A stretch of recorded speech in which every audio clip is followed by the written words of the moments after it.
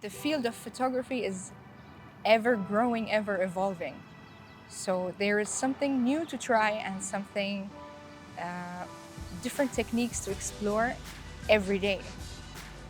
For me, a photographer can't reach a point where they say, I know it all, you know? So that's what I try to do. Every day, if I shoot a sunset yesterday, I shoot the sunset today, and I try for it to turn out better than yesterday.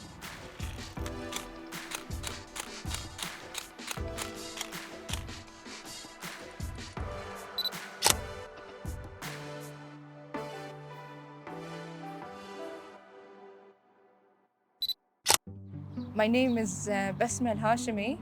My educational background has nothing to do with my hobby. I have a bachelor's degree in accounting and a master's degree in finance and investment. And photography is a passion.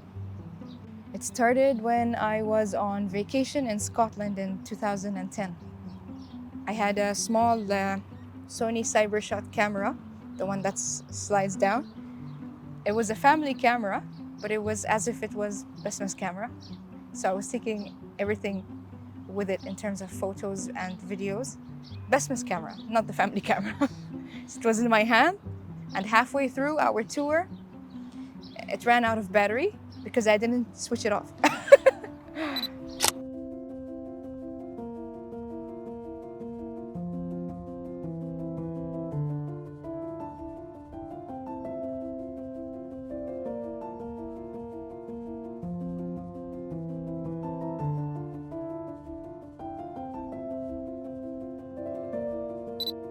I realized I had an interest because the nature intrigued me, and trying to capture what I saw was very difficult because even with the technological advancements, you can't really capture a scene as you see it.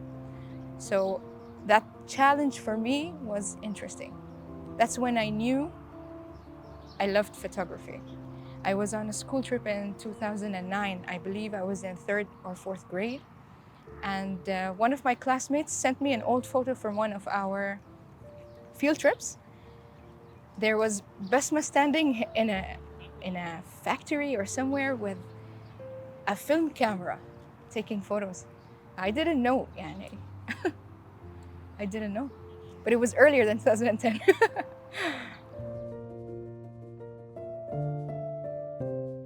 My source of passion and inspiration in photography has more than one aspect to it.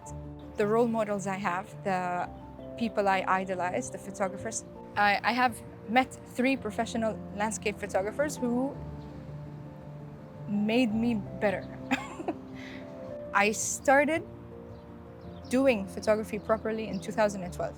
2010, I knew I liked it. 2012, I bought my first DSLR, and that's when I started to shoot. So from then until 2016, I did everything. Everything you can think of. Studio work, portraits, sports, landscapes, every sort of photography possible, I tried everything. 2016, I met that guy, and that's when I knew, this is for me. How? He took us into some technical details and even made us go outside and practically try it. So I don't know, I tried many things before it, but nothing attracted me. This was instant. I was out with him on the field and that was it. I saw a time-lapse video when I was at university, a time-lapse shot by a student, a previous ex-student, and I found it interesting. So in 2018, I said, let me try. I left my room for a lecture and I put my camera from the window with the remote and setup and everything. I said, I didn't know how to plan the intervals. I knew nothing, it was just random. I set it up, left it at the window, went to my lecture and came back. The battery died, but I had my photos there. I took them, processed them, and it flowed nicely. So it was for me, wow, I shot a time lapse. So that was my first one. I did try a few others in 2018, and then processing them takes a long time. So I put it on the side until COVID came.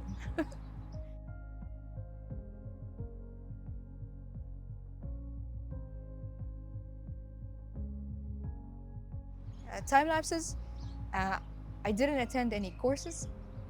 It was something I explored from scratch by myself, and I love it now. I love it now, and every day I'm learning new things and just trying to shoot better time lapses.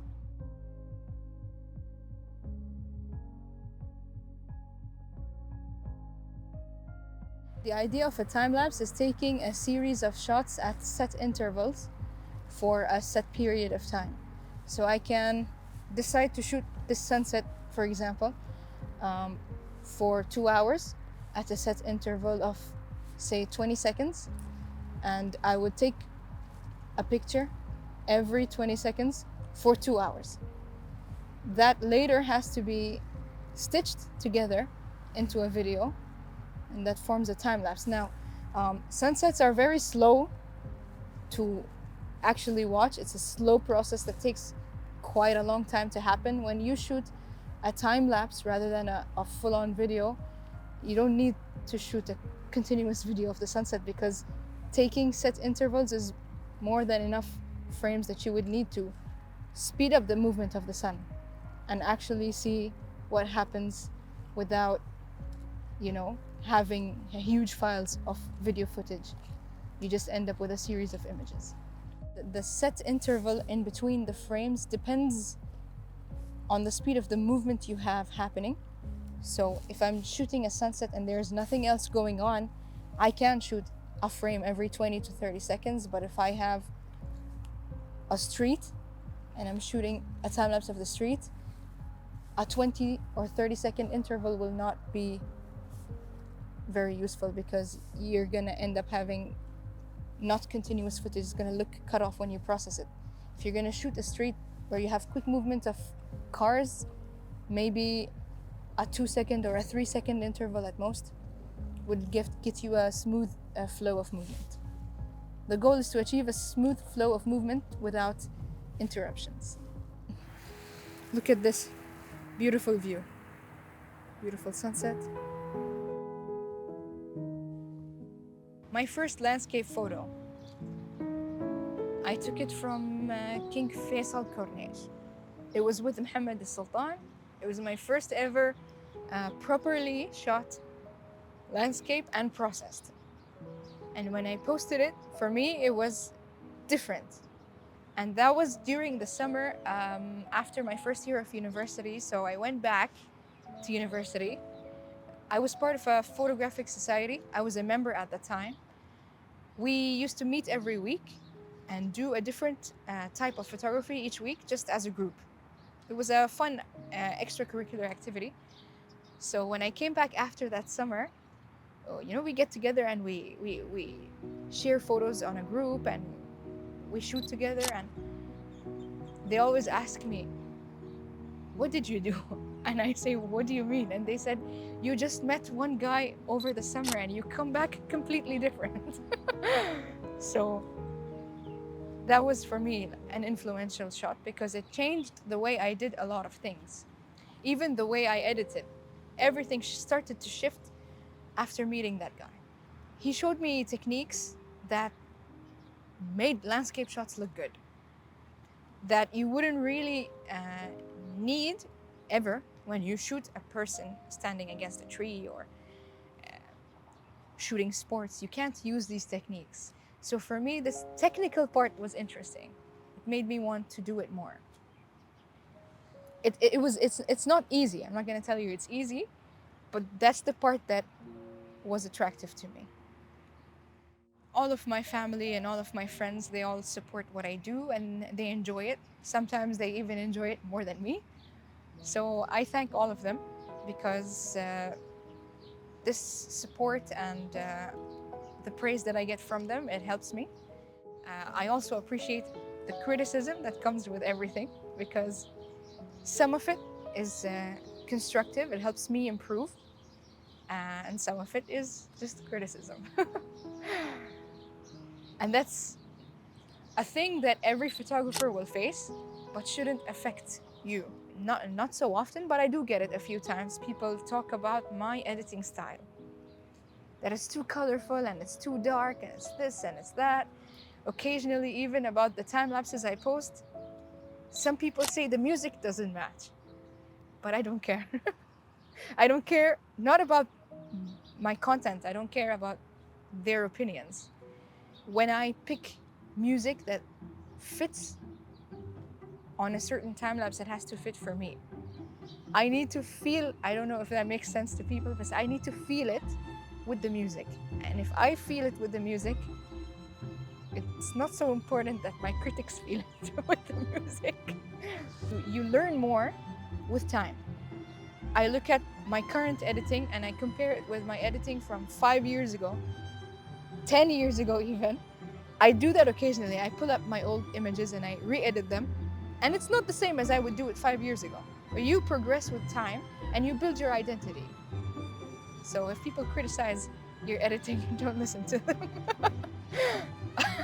Build your identity. Some people do get affected by these comments, so my advice to them is don't get affected by these comments and keep doing what you do, and with time you're gonna progress.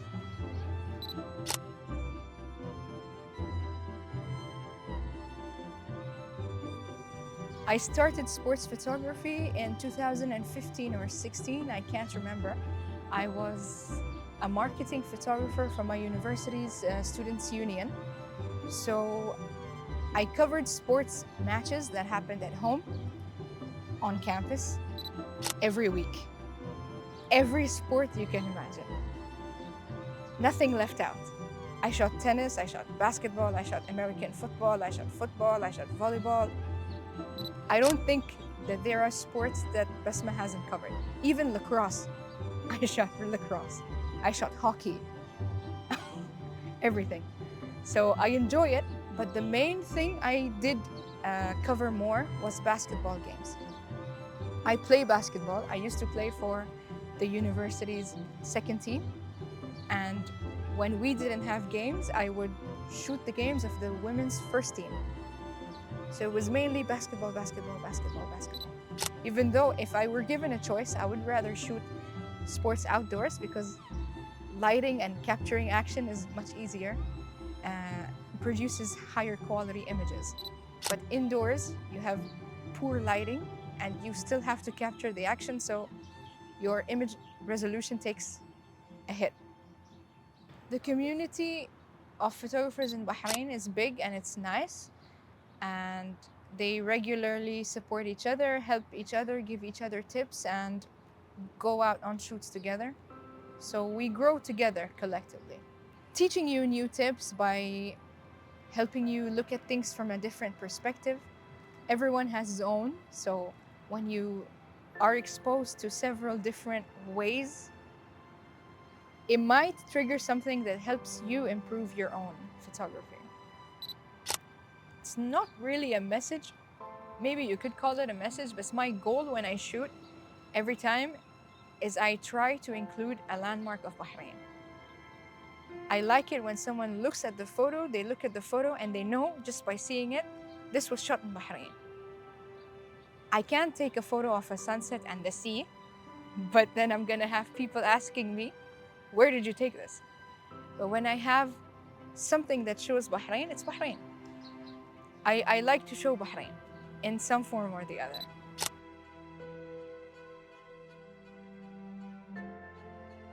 The type of photography I do, be it shooting, just producing a final image of a landscape or a cityscape, and even processing a time lapse, it's time consuming. So I like to have a goal come with it. So instead of just shooting a random sea and spending all that time on a random sea, I would rather spend that time to show Bahrain in the best possible image. I have had people even message me saying, we didn't know Bahrain was beautiful until we found your photos. So it makes me happy when I hear that. Or expats who left Bahrain, they come back and they say, we like that we continue to see Bahrain through you, yani. So it's good for me. I like it. This question is funny actually. How I prepare for a shooting day. because it's exactly the opposite.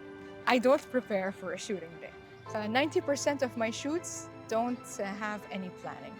I just look at the sky, or today I feel like going out, or there's a nice thing happening, fog or clouds or something with the weather, and I take my camera and I go out. I don't struggle, but I get a lot of requests. I get a lot of DMs of other photographers saying, Basma, next time you go out on a shoot, tell us and we'll come and join you.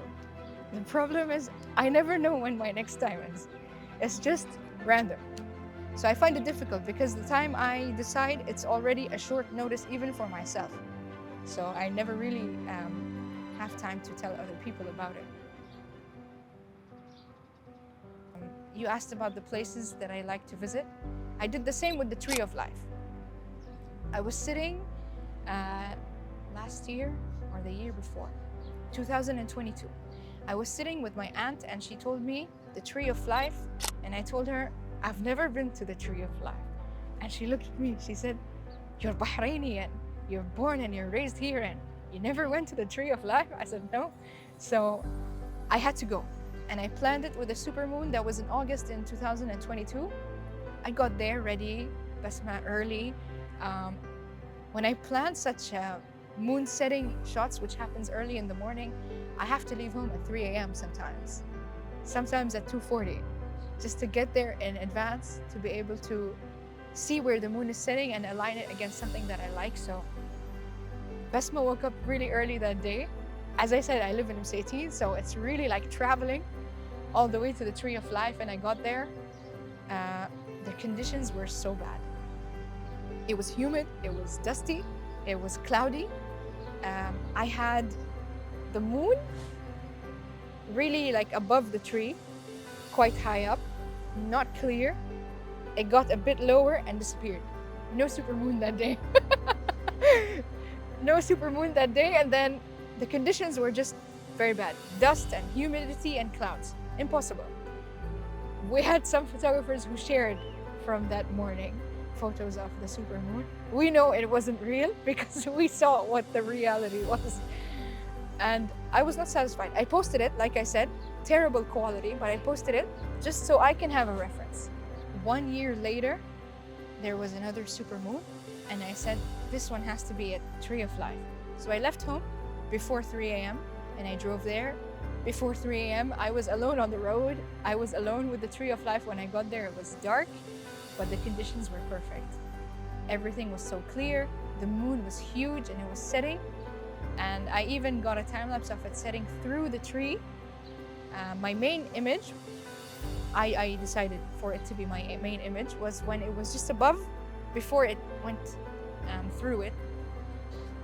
The only downside is, although the moon was huge, the tree is enormous. So to get the moon and the tree together is challenging because the tree is huge, so you can't do the moon justice.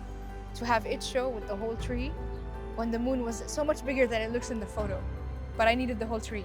I waited 1 whole year to get my tree with a supermoon, and I got it. My favorite place to shoot in Bahrain is this place right here, Al-Ghos Corniche. I live in Msaytin, so sometimes after work there's not enough time to think of a place and plan. So you only have maybe an hour or an hour and a half left for the sunset. So this is close. And for me, I call it a joker spot because you have the whole Manama skyline and you can catch more than one landmark from one spot. So come here, set up, let's shoot.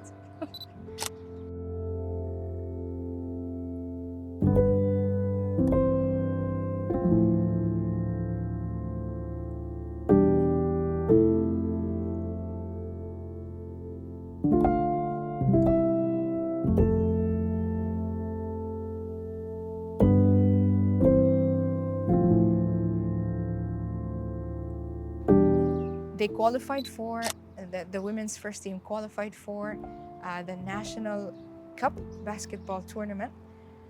And I had already taken individual images for them as team photos, and they were waiting for a group photo, but I took these individual images and stitched them somehow in a collage, and I made a group photo without shooting a group photo, and they took it, and even the BBC featured it as a pre-game thing. So that was nice for me.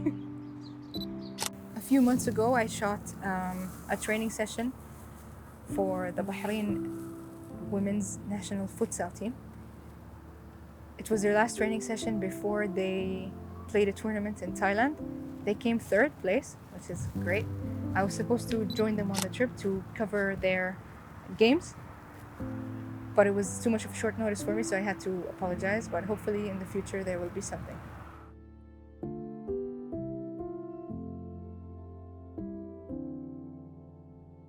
My advice for young people is try everything. I only realized I liked landscapes and cityscapes after 4 years of experimenting. So don't rush in picking your favorite type, because once you do it, you're gonna know. I just knew that you never reach a peak. You can't as a photographer. If you think that way, it stops your development. If my life was an episode, I would call it One Day at a Time. Multitasking one day at a time.